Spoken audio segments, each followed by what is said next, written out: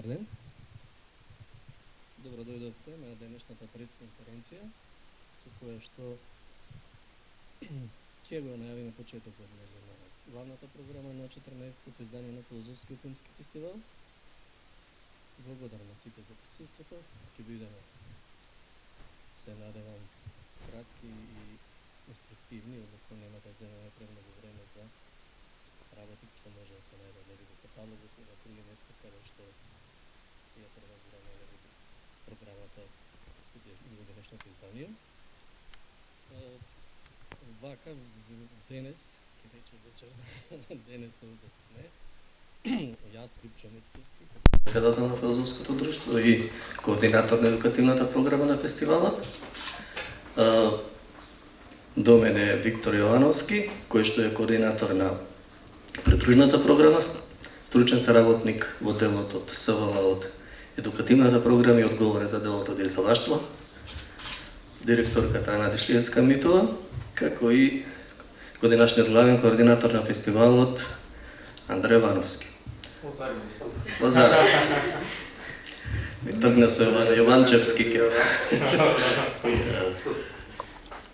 Да, планот е, нели, јас да зборувам накратко за организаторот, Филозофското друштво на Македонија и накратко да ја представам, нели, едукативната програма. После тоа Виктор ќе зборува, нели, за придружната програма, за делот поврзан со видеоесеи, како и селекцијата на видеоесеи. Андреј ќе зборува за ревијалната програма и селекцијата на краткометражни филмови, како и Ана ќе зборува, нели, за селекцијата на долгометражни филмови. Па да почнеме, нели, ние како организатори, многу краток, кратко за здруженијето. Филозофското друштво на Македонија постои од 1956 година, непрекинато делува од 2003 година. Тоа е најстарото познато, нели, здружение од областа на хуманистичките и општествените науки во нашата, нели, земја. Тоа организира, нели, друштвото организира многу домашни интернационални проекти, академски и пошироко културни случувања. А Филозофскиот филмски фестивал е неговата, односно нашата најголема културна манифестација, која што под наша капа е од 2015 година, може би 14. Сега, нели, би преминал на делот од едукативната програма, толку, нели, за ова, како што реков, ќе бидеме кратки и само со поважни информации ќе ви пласираме. Едукативната програма започнува од 2016 година. Значи, 2015 година фестивалот се преселува во Кинотека на Македонија, од 2016, значи, ја инициираме едукативната програма и тоа дел од сегментот од средношколска видеолектира. И првото интернационално издание е 2017 година. Значи, во 2016 година го започнуваме делот од едукативната програма, кој што има 3 сегменти. Едниот го споменав, средношколска видеолектира, како што го нарекуваме. Вториот е философија со деца и третиот е работилница со млади, нели. И накратко ќе се задржам на сите 3 сегменти, не историја, но што оваа година, нели, правевме. Ќе почнам, нели, со тоа што ќе кажам дека сите овие 3 сегменти всушност имаат поделени се по ниво на возраст на кого е наменета. Философија со деца е наменета за најмалата возраст, нели, на ученици, генерално од 7 до 10-11 години, во зависност од годината. Оваа година, например, имавме работилници за ученици од 8 и 9 годишна возраст, значи трето одделение. Значи имало години кога имало и подолу, меѓутоа не имало повеќе од 11-12 години. Значи тоа е опсегот, нели, кој што го сакаме да го, нели, имаме со нашите ученици во овој сегмент на програмата. Годинава во философија со деца имавме работилница, веќе таа се одржа. Значи, генерално оваа едукативната програма е завршена. Таа мора да почне порано, бидејќи е поврзана со школската година, нели? Фестивалот со годините го поместуваме од ја колку што се сеќавам најрано бил 30 март.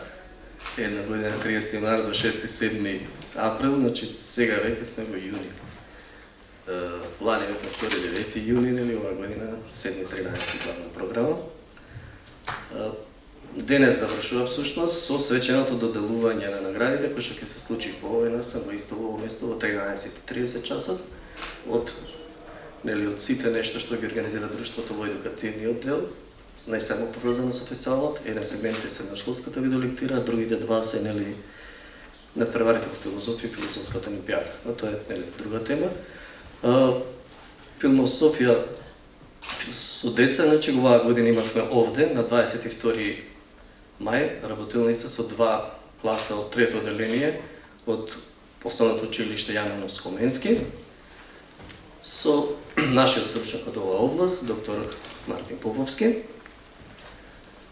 Делот, се сега ќе дојдам на средношколската видеолектира, тој сегмент, значи тој оно што почнува секоја година прв, оваа година на 9 април во МКЦ имавме проекција на филмот Али Стравот јаде душата од Фасбиндер, во соработка со Гете институт, нели? Да, не гледам дека има, ствари подоцна тоа треба да има некој див. И таа е поврзана со конкурсот за најдобар философски есеј, кој што годинава беше на тема стравот, предрасудите и сликата за другиот, како да го пронајдеме човечкото во себе си. Тој дел оваа година го покриваше поврзувањето на темата со филмот, го поврзуваше колегата Виктор Ивановски. Проценуваме дека оваа година имавме, значи освен таа главна проекција, имаше и училишни проекции во 20 градови низ земјата. Нашите проценки се дека околу 700 ученици го погледнаа филмот. Од нив, под менторство на нивните наставници, пристигнаа 20 есеи, како што реков, подоцна во 13:30 ќе бидат доделувањето на трите најдобри есеи, кои што ги оценува стручна комисија. Тука има доста богати награди, односно разновидни награди од нашите подржувачи на овој сегмент, како што се филозофски факултет, кинотека и Универзитетот Европа прима азбуки, ние како филозофско друштво на Македонија, Гете институтот има природна награда. Третиот сегмент, или последен, с кој што јас после тоа ќе му давам збор на Виктор, е работилницата за млади. Оваа година, трета година поред, ја одржува доктор Атанас Чуповски, нашиот колега кој што работи во Универзитетот Европа прима, директен наследник на нашиот колега, пред негов претходник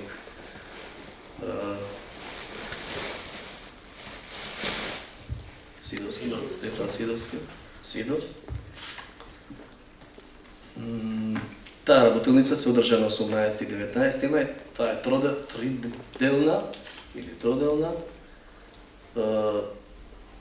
наречена е номинална естетиката на филмскиот јазик и во неа генерално се однесува на ученици од 17 до 19, не само ученици, млади луѓе, значи ученици и студенти од 17 до 19 години, отприлика опфатот е од 8 до 12 или учесници. Тој опфат и оваа година се задржа, мислам дека како и секоја година, оваа година беше интересно и инструктивно за нашите заинтересирани ученици. Еве, значи, со ова би завршил накратко и ќе предам дам збор на Виктор Јовановски. Ќе напомена колку е важен овој сегмент, односно овој дел од програмата, едукативната програма за нашиот фестивал, бидејќи на некој начин не само што придонесува за она што класично се нарекува филмска писменост, туку ние го дизајнираме така да има врска со нашата струка, со професија која што пред се занимава со промислување на нештата. Во таа смисла едукацијата е, едукативниот дел е така уреден или да го запазиме тој аспект не само на филмската писменост, него и филозофската промисловност, некаква критичка, инициирање на критичка замисла, запознавање или со филмот и филозофските елементи во филмот на нашата идна публика. Да, јас сега му давам збор на Виктор. Повеле Виктор.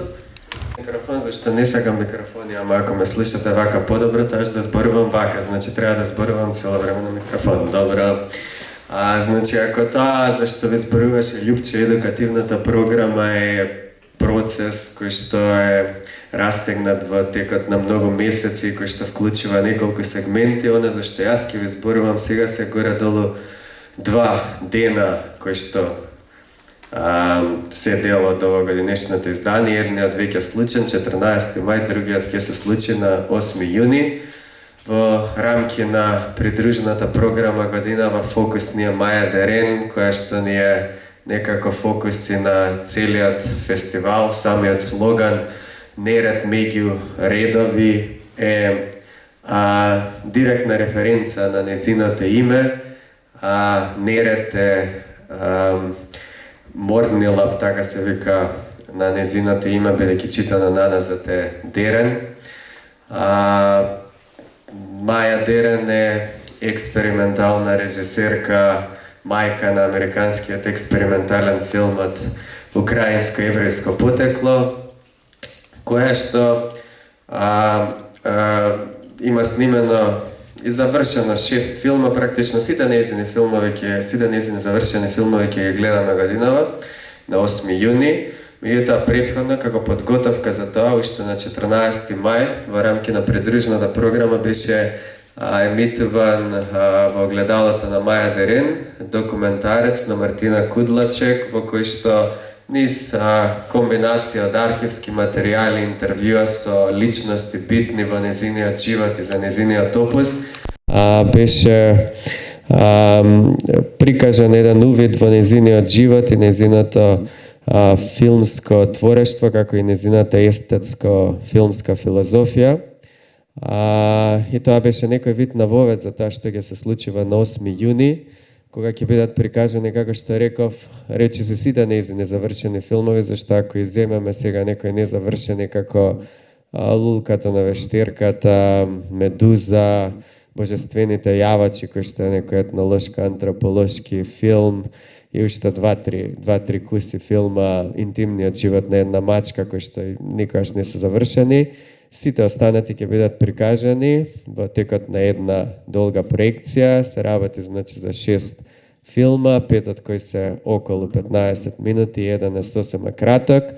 Ќе отвориме со семиналниот еро создавачки филм Мрежи на попладнето, Meshes of the Afternoon, кој што веројатно е зачетокот на целата американска авангардна филмска школа.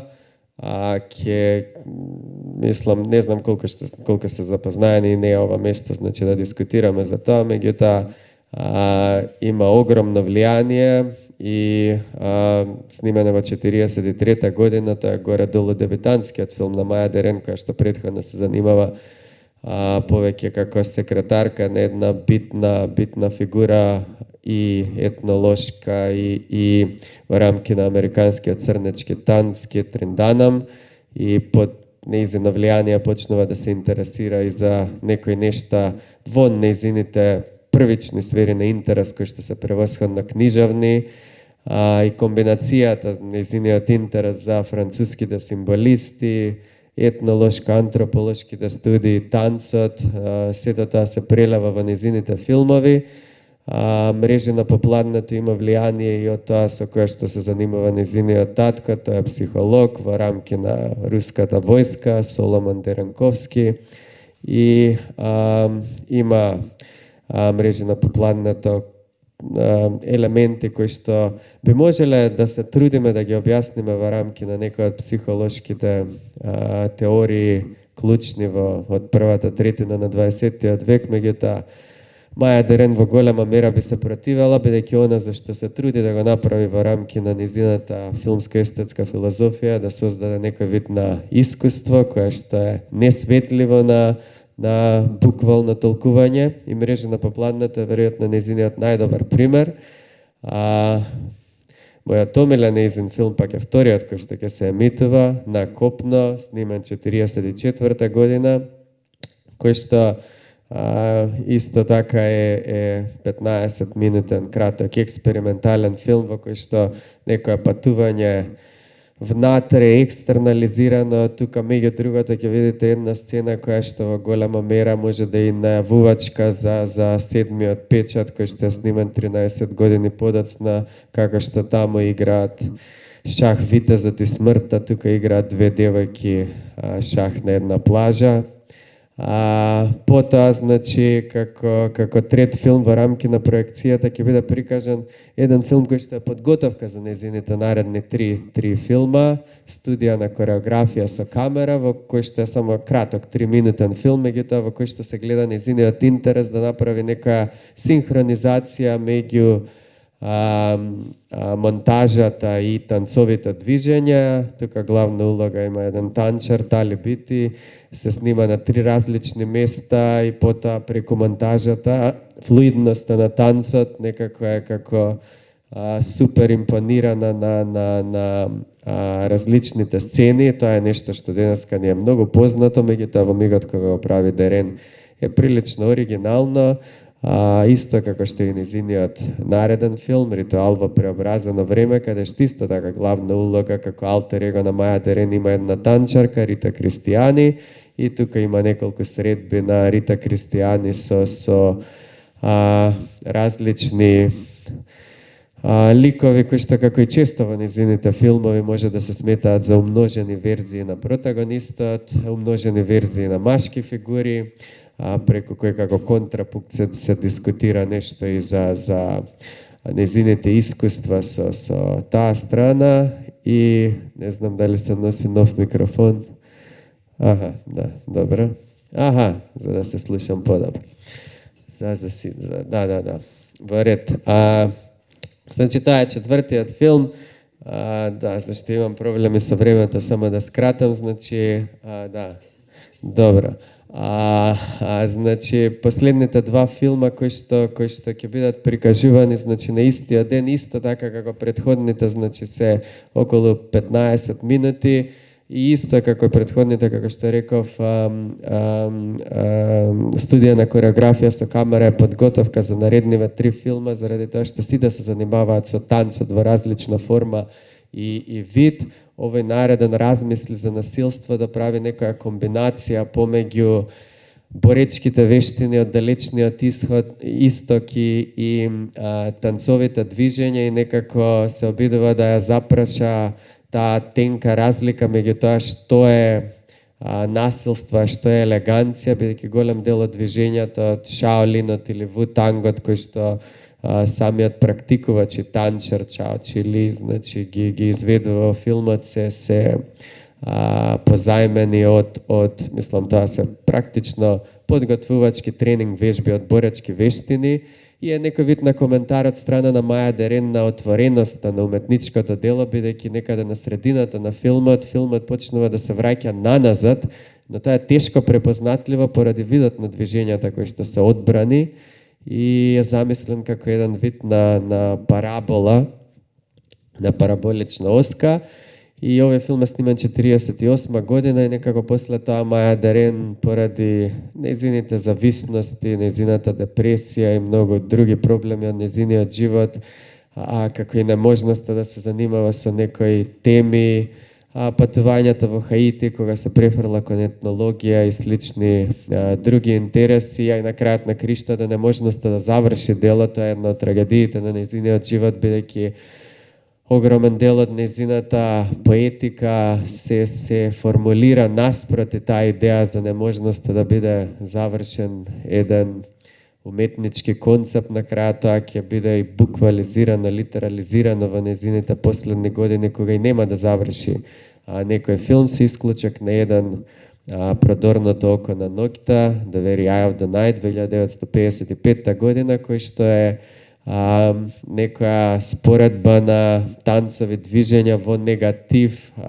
наспроти Ноќно небо и има некоја комуникација помеѓу некој одронување на танчарите од ноќното небо како звезди овде на земјата во буквалната смисла на зборот, како славни личности, и од друга страна нивното апотеозирање на небото. На крајот на филмот, всушност баш така, филмот се отвара со тоа ноќно небо со звезди и се затвара, меѓу нив е поставена танцова кореографија во која што учествуваат на почетокот еден, па двајца, па повеќе танчари.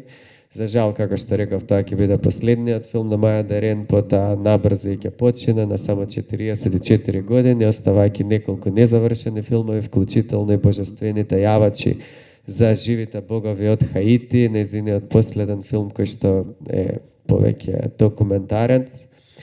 Значи, со тоа ќе се затвори 8 јунската вечер и придружната програма, а потоа, значи, другиот дел кој што е некој интимно продолжување, така го нарековме, и кој што е новина во овогодинешната програма на Филозофскиот филмски фестивал, е селекцијата на видео есеи, избрани од Ивана Мирчевска, македонска интердисциплинарна уметница, која што беше и воведувач во огледалото на Маја Дерен, значи во отварањето на придружната програма, која што ги селектираше овие 4 видео есеи, ја нивни куратор, и која што ќе не воведи во Маја Дерен на 8 јуни.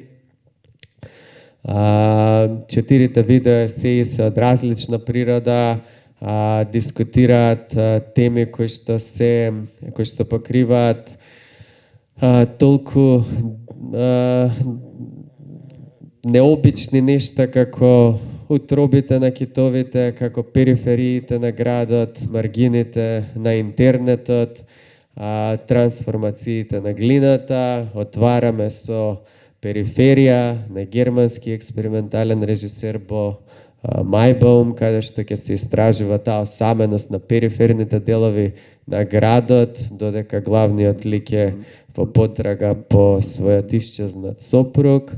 Меѓутоа, таа осаменост на тие непростори, според терминологијата на Марко Же, некако се повеќе и повеќе се ќе еволуира во некој вид на истражување на декадентноста на современите општества, и како што и често се случува со зачетокот на постмодерната, баш истражувањето на маргината одеднаш ги открива сите процепи во самиот центар, и тоа процепи за меѓучовечка комуникација, процепи во неможноста да се разбереме, да се сакаме. Всушност за тоа ќе се занимава и третиот филм, вториот ќе се навратам подоцна. Значи, третиот филм, кој што се вика Механика на флуиди, необично избран наслов со физичка терминологија, ама некако и тоа и се обидува да направи Гала Ернандес Лопес, режисерката, која што во 2018 година е трогната од еден напис на еден инцел, значи involuntary celibate, значи субкултура, особено позната во овие последни 10 години, главно со мачистичка позадина на групи на луѓе кои што имаат многу проблем со жените, главно млади хетеросексуалци, мажи, бели, кои што сметаат дека либерализацијата на современите општества има доведено до крах на машкото здравје и така натаму. Имаат извршено и неколку масовни убиства во САД, меѓутоа во случајов она што се обидува да го истражува режисерката е другата страна, да се обиде да им укаже на инцелите, како што вели таа, дека проблемот не е со либерализацијата, не е со жените, туку проблемот е со дигитализацијата на општеството, со глобализацијата која што наместо да не поврзе, не остава се поодалечени едни од други, со капитализмот кој што наместо да овозможи прогрес не комодифицира и не претвара во стоки за трговска размена. И на крајот на краиштата дека проблемот е тоа, како што и истражува и Бо Мајбаум во Периферија, за неможноста да се поврземе едни со други.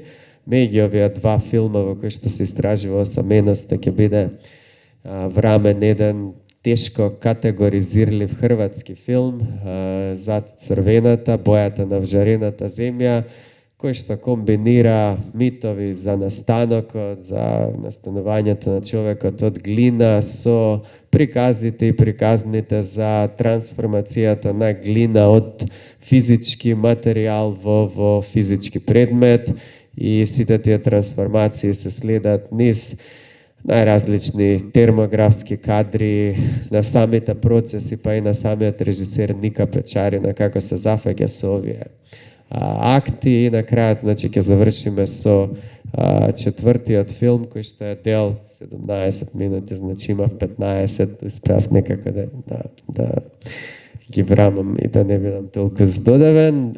Длабоко во окото и стомакот, тоа е прво поглавје од еден неколку делен еко проект кој што е се уште во процес на еден англиски режисер Сем Вилиамс, кој што се обидува низ тој мултидисциплинарен проект да дискутира за некои иднини, можни иднини во кон кои тој верува дека општеството неизбежно се движи, во кој човештвото со својот интерес да поседува дали животински, дали туги човечки тела, на крајот ќе остане без ништо, па дури без собствените тела. Приказната од која што почнува и овој проект и филмот кој што ќе го гледаме, видеоесеот, е за еден кит кој што е насукан, заринкан на шведските брегови во близина на Гетеборг во 19 век, и кој што потоа е препариран, завршива во музеј. Меѓутоа, тоа што е интересно е дека наврзо тој станува и место каде што се одвиваат гала вечери на богаташи, па дури е фатен и еден пар додека води љубов, значи внатре во утробата на китот. И од тука почнува една приказна за човековата потреба да ја поседува природата и како таа во наредните делови кои што исто така биве повикал да се заинтригирате, да ги истражите, потоа еволуира во приказна за иднината на човештвото, во која што се што станува се само неколку преживеани луѓе после климатска катастрофа, кои што исто така живеат во утроба на кит, меѓутоа сега се некако засолнети таму наместо да го поседуваат тоа тело. И ова е, мислам, како што ви реков, искажено на неколку различни начини, зашто е мултидисциплинарен проект и преку кореографски точки, преку една песната жаленка за последниот кит и така натака и така натака. Со ова ми се чини дека ги покривам сите теми, освен ако не треба да кажем еден збор, два за предавањето, кое што исто така дел од придружната програма на Иван Миленковиќ. Да, нема зашто да не го најаваме, тоа на 10 јуни ќе биде на Филозофски факултет, слушална 8. Значи, ќе биде за Кант, значи не знам како го преведуваме, Ungezellигkeit, друштвена недрштвеност, и еве во контекст на ова што зборувавме за некои контрастни побуди и инстинкти во рамки на човештвото, кои што од една страна не тераат да се поврзуваме едни со други, а од друга не повикуваат на самотија и изолација, од една страна не повикуваат на надпревара, од друга бараат и копнеат по меѓусебна комуникација, е некој вид на пригодно затварање на придружната програма и на овој дел кој што имав јас можност сега да ве го представам. Преземи Андреј. И главните точки, најбитните работи од ревијалната програма и од официјалната селекција на краткометражни филмови. Традиционално во рамки на 14-тиот во рамки на филозофскиот фестивал, така и во рамки на 14-тиот ќе се случи ревијалната програма Филм философија, што е еден од стожерните сегменти на нашиот фестивал. Во рамки на оваа програма годинава ќе се случат 3 филмови, во чии рамки ќе учествуваат исто толку гости. И пред да се осврнам накусо за секој филм, сакам да истакнам дека овој сегмент е стожерен, бидејќи тука е тој директен спој помеѓу филмот и философијата. Тука го лоцираме философското во филмот или филмското во философијата, бидејќи токму во оваа програма се случува диалогот, што нас како философи ни е најважен. Не сега, како што реков, во оваа програма ќе можеме, публиката всушност ќе може да погледне 3 филмови. Првиот филм кој ќе биде прикажан на 11 јуни вторник, значи ревијалната програма ни е поместена при крајот на главната програма на фестивалот. На 11 јуни вторник со почеток во 18 часот, тука во кинотечната сала, ќе биде прикажан Убавината на порокот или Лепота порока на црногорскиот режисер Живко Николич, филмот 1986 година. За овој филм ќе зборува философот, преведувач, критичар Иван Миленковиќ, како што веќе и Виктор најаве, кој ни доаѓа од Србија, кој се занимава со современа политика, современа француска философија и ќе има излагање за овој филм со наслов Што е слобода. Впрочем, тоа е едно од главните прашања кои може да се извлечат од овој филм, бидејќи токму тука го имаме судирот помеѓу традиционалното со либералното, од каде што можеме да го извлечеме и тоа прашање, нели, за кое што ќе зборува Миленковиќ, што е слобода, особено ако го земеме фактот дека режисерот на филмот бивал обвинуван дека и се подсмева на традицијата, бил мета на физички напади поради тоа, така што Миленковиќ ќе направи еден осврт по овие прашања на слична линија и врзано повторно со слободата, но овој пат со личната, индивидуалната слобода поврзана со сопствената родова, сексуална определба. Ќе биде прикажан филмот и сепак Лоренс, или Лоренс Anyways, на режисерот Ксавие Долан, кој ќе биде прикажан на 12 јуни, среда, со почеток од 21 часот во летното кино Мирно лето. И ова е третиот филм на Долан, кој го снима на 22 години, а премиерно бил прикажан на Канскиот филмски фестивал во програмата Извесен поглед, каде што ја добива и наградата Квир Палма. Филмот ја работи тематиката на аутирањето на главниот лик Лоренс, односно отварањето кон партнерката, кон најблиските, дека неговото машко тело не соодветствува со она што тој, односно таа чувствува дека од секогаш бил. За овој филм ќе зборува професорката Слободанка Марковска, професорка во пензија од Институтот за родови студии при Филозофскиот факултет. И третиот дел од ревијалната програма е комплетното дело на Чарли Чаплин, Златна треска, The Gold Rush од 1925 година. Филмот зборува за времето на Златната треска кон крајот на 19 век, кога еден сиромашен човек заминува во планините на Аљаска со надеж дека таму ќе ја најде среќата и излезот од неговиот сиромашен и беден живот. Овој филм всушност ќе биде прикажан на 13 јуни од 21 часот, веднаш по официјалното затворање и доделувањето на наградите Златен буф. За овој филм ќе ни зборува харвардскиот професор и философ Стивен Фридман, кој ќе зборува на тема врзана со Чаплин, тавтологијата и достоинството на хуморот.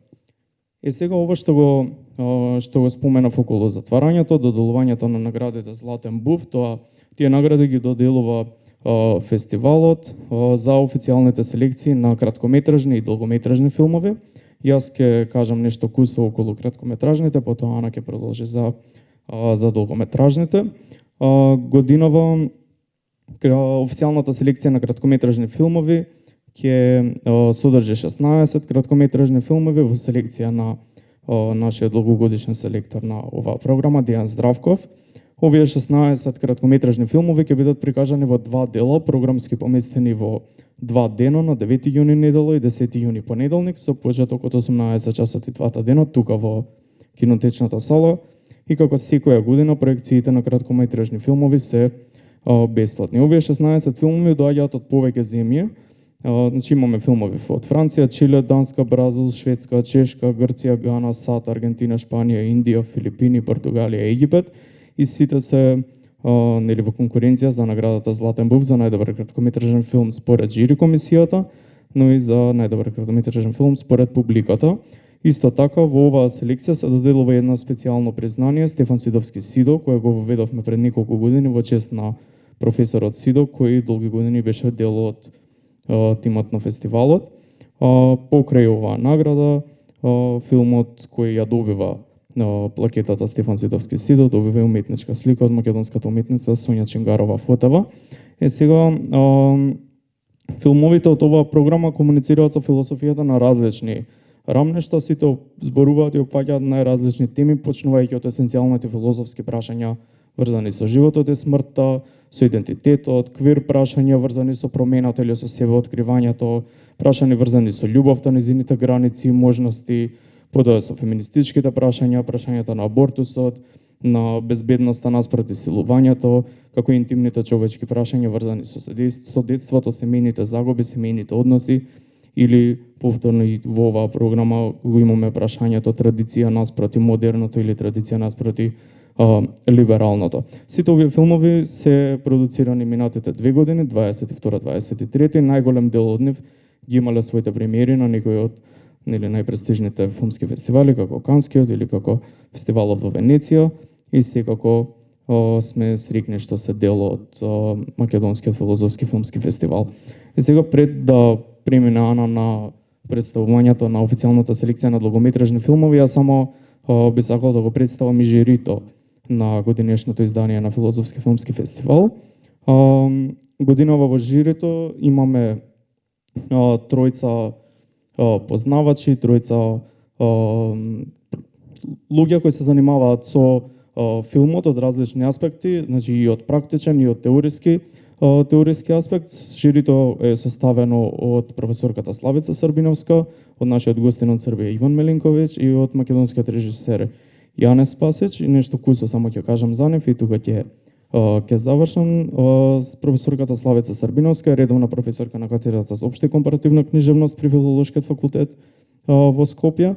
Таа во своите истражувања и работа како професор се занимава главно со спојот на книжевноста со другите уметности, со фокус на филмот и фотографијата, затоа и е соодветен член на жирито. Потоа Иван Меленковиќ, како што веќе напоменавме, филозоф, преведувач, критичар кој доаѓа од Србија. Тој ќе зборува во ревијалната програма, ќе одржи едно предавање на Филозофскиот факултет, и Јане Спасик, македонски филмски и театарски режисер кој последниве години е особено активен на македонската филмска сцена. Минатата година го промовираше својот филм Имиња на реномираниот фестивал Синемет во Франција и автор е на повеќе краткометражни филмови, повеќе представи во рамки на независната театарска сцена во Македонија. Така што ова се луѓето кои ќе изберат најдобрите филмови од овие две селекции на краткометражни и долгометражни филмови. Ана, повели. Оваа година она што е разлика во однос на претходните е тоа што жирито, ова жири кое што го спомена Андре, ги евалуира и двете селекции, и селекцијата на краткометражни и селекцијата на долгометражни филмови.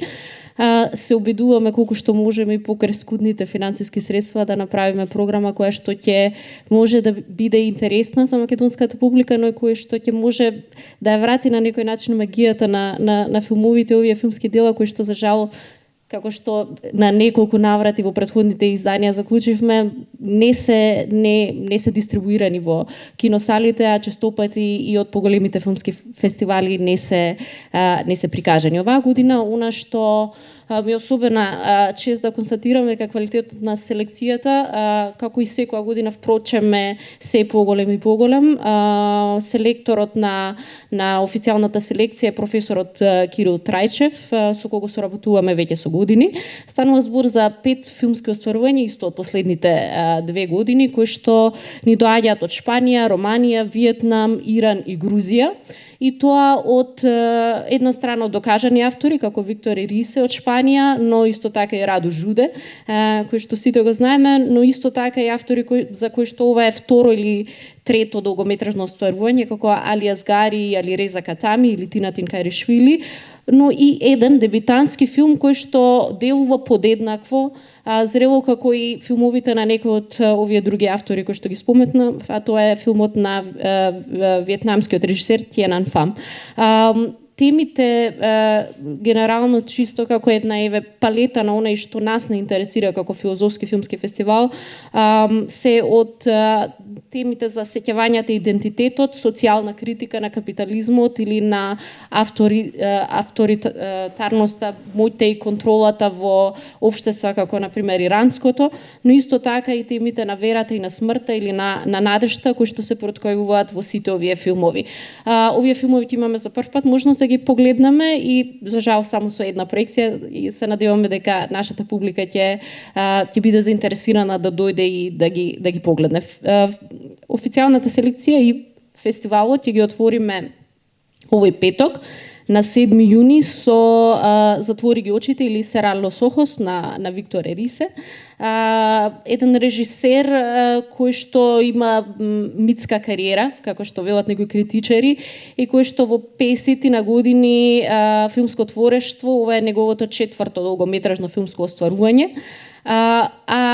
Меѓу последниот долгометражен филм и филмот кој што ќе го видиме на годинешното издание на фестивалот има токму 31 година пауза.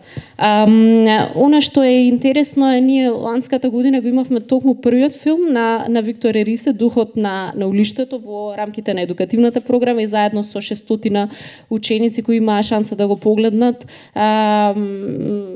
Размислувавме на темата на филмот и учениците пишуваа есеи. А оваа година пак одиме со неговиот последен филм, она што ги поврзува е токму една од работите и Ана Торент, она неверојатна дете глумица која што ја гледаме и во Духот на улиштето, овдека е ќерката на еден од протагонистите во филмот, исто така просто именувана Ана, како името на актерката, и она што оваа година не повлече да го селектираме овој филм е тоа што самиот Ерисе го кажува. Филмот представува една ода на сеќавањето и на идентитетот, но истовремено и на магијата на самиот филм. Станува збори за филм во филм, и за една двојна нарација која што токму не потсетува на она што беше филмот или што би требало веројатно да биде. Филмот беше во Каједу Синема избран како втор најдобар филм во 2023 година и за него она што ќе каже еден од критичарите во Little White Lies е дека иако неговиот филмски опус е мал, Ерисе создава единствено ремек дела и токму тоа е и овој филм кој што оваа година ќе имаме привилегија, јас би рекла, да го видиме во Скопје на големиот екран во соработка со со амбасадата на Кралството Шпанија во Скопје. Вториот филм во официјалната селекција не очекува премногу од крајот на светот. Доста интересен наслов кој што е поземен сушност од еден полски поет, Раду Жуде, оној уникатен и провокативен романски режисер кој што секогаш сака да фрла ракавици на публиката, но и генерално на естаблишментот и да не запрашува за прашање за кои што и не често сакаме да зборуваме. Последниот долгометражен филм во негова режија беше Bad Luck Banging or Looney Porn. Не сум најсигурна како е македонскиот превод, но мислам дека повеќето од вас сигурно имате слушнато за филмот, да.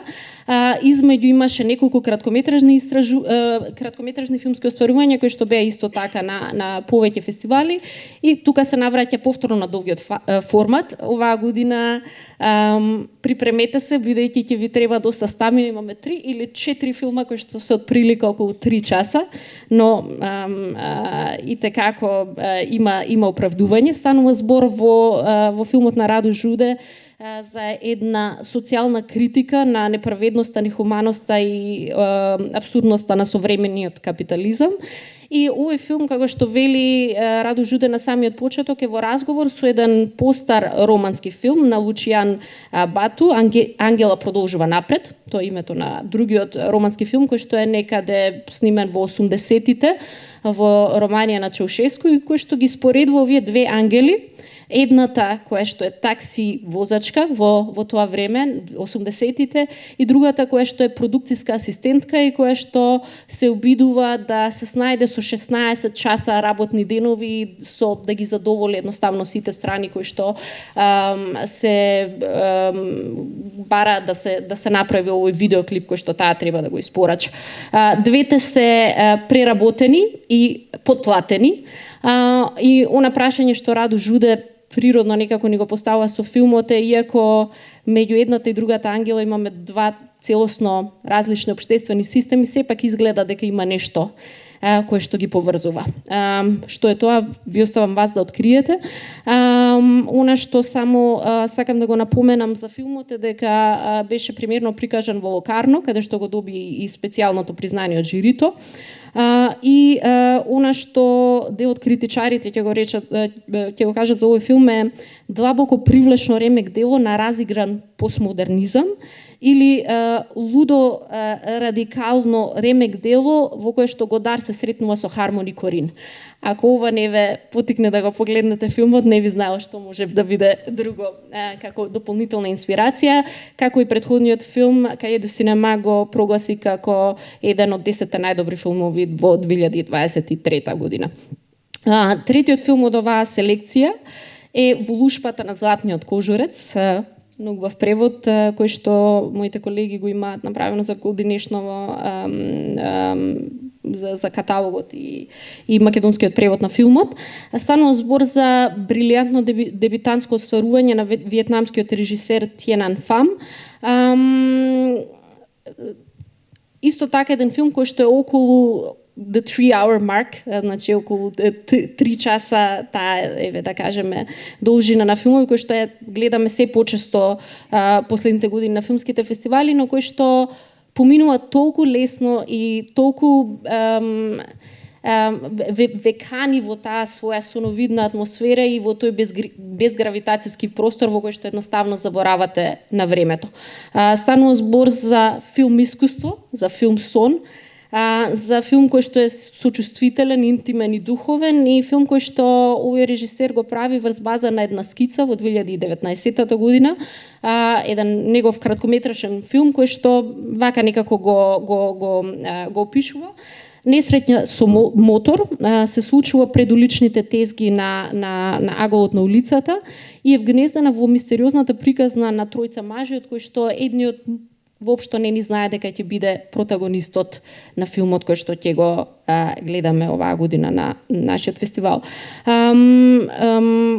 Прашањето за кое што Тиенан Фам не поставува пред него е зашто да се живее. Едноставно, особено зашто да се живее кога пред нас се случува трагедија и кога истовремено гледаме невиноста на децата со тие нивни очи кои што едноставно ни даваат некаква надеж да продолжиме или некаква морална обврска да ги правиме работите подобро. Филмот веројатно можеби на некој ќе го потсети на делата на Ангелополос, на Тарковски, но и на автори како на пример Биган или Хубо, кој го има видено An Elephant Sitting Still. И за филмот една шпанска критичарка ќе рече Тиенан Фам ни нуди вера со убавина која е воодушевувачка. А пак на Роджер Еберт порталот Моника Кастијо ќе напише природната убавина од ова патешествие делува подеднакво смирувачка како да седите во црква под калеидоскопските светла на еден витраж. Филмот ја добива наградата Андре Базан на Каје до синема и Златната камера на Кан. Четвртиот и предпоследен филм од годинешната селекција е Прозаични стихови или Terrestrial Verses, филм кој што ни доаѓа од Иран на режисерскиот двоец Али Асгари и Алиреза Катами. Али Асгари не е непознат на филозофскиот филмски фестивал. Тој е режисер кој што всушност имаше едно краткометражно остварување 2018, ако не се лажам, The Silence или Тишината, кој што ја доби наградата, односно специјалното признание од жирито на нашиот фестивал. Она што се случува во меѓувреме додека го создава овој филм се уште два други долгометражни филмови, ова е третиот, после The Silence. и заедно се среќаваат со Алиреза Катами во Венеција, додека ги презентираат своите дебитантски долгометражни остварувања и веднаш чувствуваат дека има некаква хемија, дека тоа се автори кои што имаат слични идеи, кои што сакаат да ги раскажат заеднички. И тоа го прават и со претходниот филм Until Tomorrow, до утре, каде што соработуваат како сценаристи, овдека и како корежисери на прозаични стихови. Филмот имаат потешкотија да го финансираат, многу тешко, односно не успеваат едноставно да најдат продуцент во времето кој што си го даваат. И овие двајца режисери кои што се во нивните 40 години, наместо да го чекаат Годо во Иран, односно да чекаат продуценти, буџети и кастинг, она што се решаваат да направат е да го снимаат филмот самостојно, го снимаат филмот со собствени средства и со средства на нивни пријатели, покануваат пријатели да учествуваат, пријатели актери во филмот и го снимаат за 7 дена. Филмот представува ригорозна формална истрага во природата на авторитетот, на моќта и на контролата, и токму идеите во филмот на некој начин ги црпат и од Фуко и неговите поими за биополитиката и биомоќта. Она што се случува во Иран денес и што веројатно на западот му изгледа надреално, surreal, Али Асгари и Алиреза Катами велат дека во Иран е хиперреално. Едноставно тоа е стварноста со која што се соочуваат и секој еден обичен човек во тој кавкијански систем, општествен систем во кој што постојано треба да се легитимира, да се објаснува и за најобичните и најбаналните нешта, нешто што веројатно не ни е непознато и нам тука во Македонија. Филмот е колаж од 9 куси, еднокадрени винјети снимени во затворен простор и со статични кадри и е инспириран од класичната газал поезија во Иран. Токму структурата на филмот со овие 9 винјети е позаимена аналогно на структурата на оваа поетска форма и е базиран на диалози меѓу ликовите, во кои што секогаш ликот на оној кој што е носител на моќта или на авторитетот е вон кадар. Инаку самиот наслов пак е омаш на иранската поетиса Фарохзад. Последниот филм во официјалната селекција на долгометражни филмови е грузискиот граѓанинот светец или Citizen Saint на Тинатин Кајришвили, единствената жена режисерка оваа година во нашата селекција. Станува збор за нејзин трет долгометражен филм кој што беше во селекцијата на филмскиот фестивал во Карлови Вари, а претходните филмови и беа прикажани на Берлинале. Станува збор за неприказна во мал неименуван рударски град во Грузија, во кој што на самиот плоштад стои статуа на еден необичен светец, на кој што рударите на некој начин му се поклонуваат и бараат заштита секој ден пред да се симнат во рудникот. Но еден ден статуата исчезнува, а истовремено се појавува во градот еден млад нем човек кој што се чини дека успева да прави некакви чуда кои што наликуваат на она на кој што барем они го замислуваат тој светец од нивната статуа. Станува збор за една алегориска приказна која што не само што пробува да истражува нашата обседнатост со културните тотеми, но и да го истражува прашањето, како што вели самата режисерка, на нашата очајна потреба за надеж и на цената која што сме спремни да ја платиме за да ја зачуваме.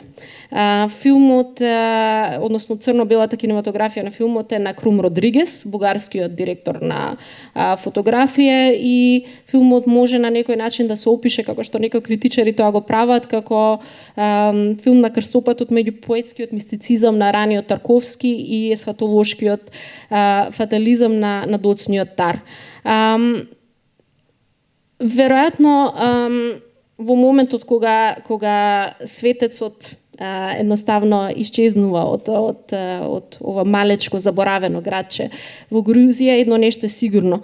На секој мал град му се потребни неговите чуда и неговите светци, односно неговиот заштитник, а пак ако светецот или божествениот заштитник реши да си замине, ќе најдеме начини, ќе се потрудиме да го вратиме. По се, она што Каршвили го прави во филмот, изгледа дека местото на еден светец е на крстот. Она што оваа годинешна селекција се обидува да го направи е токму да не врати кон оние филмски дела кои што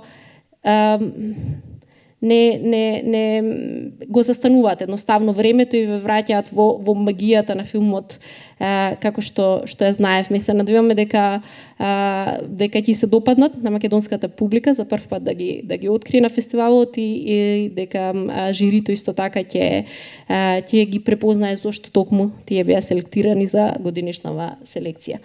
Тука некаде јас ќе завршам, ќе му оставам само последен збор на Андреј и тука ќе завршиме пресконференцијата. Да, пред да ви се заблагодарам за присуството и да ви дадеме можност за прашања, само да ги кажам годинишните поддржувачи на фестивалот, веќе како што Љупчо спомена, фестивалот е во организација на Филозофското друштво на Македонија во соработка со Филозофскиот факултет при УКИМ во Скопје и Кинотеката на Македонија. Годинава фестивалот е водржан од Агенцијата за филм, од амбасадата на Кралството Шпанија, од Гете институтот и секако во соработка и со помош и со поддршка на сите останати соработници кои може да ги видите и позади некаде тука се скриени за нашите сенки. Ви благодарам за присуството на оваа пресконференција, па повелете доколку имате некакви прашања. Цената на влезниците за главната програма е во висина од 150 денари, но проекциите од официјалната селекција на краткометражни филмови и селекцијата на видеоеси е бесплатна. Билетите ќе бидат достапни на билетарата на кинотеката секој ден пред проекцијата на филмовите. Днешното издание го презема наредната генерација на фестивалот и сакам лично еве како директор на фестивалот да се заблагодарам на Андреј, но и на моите останати колеги, меѓу кои тука и Виктор, кои што еве го продолжуваат ова втора декада на фестивалот во истиот дух, но со една нова енергија. Мислам дека е значајно да се потенцира и еве од моја страна да секоја поддршка. Океј, ако тоа е тоа, ви благодарам многу на сите и секако повелете на фестивалот од 7 до 13 јуни тука во Кинотеката на Македонија. Фала ви.